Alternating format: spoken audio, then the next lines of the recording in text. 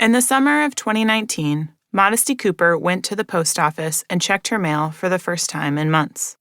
She'd been living abroad for more than a decade, working as a civilian contractor for the U.S. military, moving from Kuwait to Afghanistan to Iraq, wherever the mission was. At work, she supported the military's technological capabilities, installing specialized software, revamping operating systems, recovering data, writing new computer programs. In her time off, she traveled to Dubai, South Africa, Sweden, and collected art and souvenirs that she mailed back to Houston. When she had first moved abroad, after graduating with a master's degree in information technology from the University of Houston, she was in her early 20s and wanted to see the world. But as she approached 30, she grew tired of living out of a suitcase and finding spiders in her twin bed. She wanted to put down roots.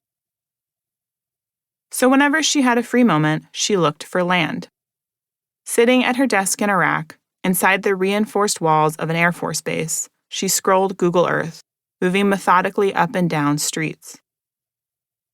She'd grown up in Southwest Houston, near the Astrodome, but she wanted to live somewhere central. Eventually, she settled on the Fifth Ward, a quiet, historically Black neighborhood northeast of downtown. She bought a parcel of land, a small lot surrounded by trees on the corner of Nance and Grove Streets, and started designing her dream house from the ground up. When she applied for construction permits from the city of Houston in 2016, someone told her that her house might be affected when the Texas Department of Transportation started construction on a long-planned rebuild of Interstate 10, which ran directly in front of her property. Construction would take years. It would be loud and some debris would probably settle in her yard. Oh, and there would need to be a 25-foot buffer between the house and the highway frontage road. I said, "What am I going to do with all that space?" Someone was just being funny and said, "Put a pool in front of your house," she says. That's how I ended up with a pool in front of my house. That's also how she ended up with a 4-story home. Constrained to the back half of her property, she built up. Now, whenever she had time off, instead of traveling to a new country, she went home to Houston. A lot of people took pride in seeing me come here every day to pick up trash, keep the area clean while it was being constructed, she says. Every few months, she'd visit and watch as her home took shape. The towering plywood skeleton gaining an angular roof, insulation and drywall, and then, finally, pale blue stucco siding. She came home in 2019 to finish moving her things into her new house, figuring that she'd work another year or two abroad to save money. But now, shuffled in among the bills and notices, she saw a letter from the Texas Department of Transportation, informing her that the state agency intended to acquire land to widen the highway that ran in front of her house as part of a project to expand Interstate 45 and rebuild and reroute Houston's downtown loop.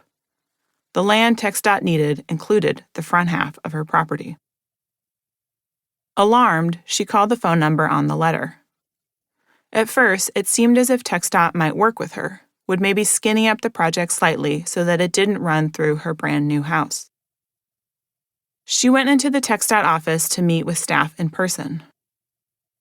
I was trying to explain to them hey, I was actually deployed to Iraq. So if there was any mail that came, I'd never seen it. I don't know what's going on, she says. The project had been in the works for 15 years, they told her. How could she not know?